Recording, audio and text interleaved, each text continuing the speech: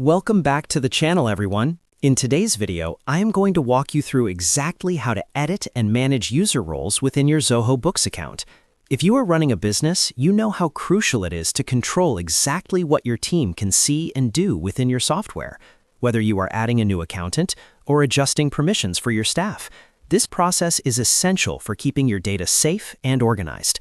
If this video helps you streamline your workflow today, please take a quick moment to hit that like button and subscribe to the channel for more helpful software tutorials. Let us jump right into the main steps. First, you'll want to navigate to the Settings gear icon in the top right corner of your Zoho Books dashboard. From there, select the Roles option. Once you are in the Roles section, you'll see a list of existing roles. To create your own custom setup, navigate to the New Role button, which will open up the configuration page. Here, you need to provide a unique role name and a brief description so you can easily identify what this role is for in the future. This is the most critical part of the process because right below the description, you'll find a long list of checkboxes covering every module in Zoho Books. Take your time to go through each of these permissions carefully.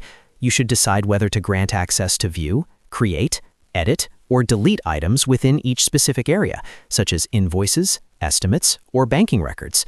By toggling these checkboxes, you are defining the exact scope of responsibility for that user.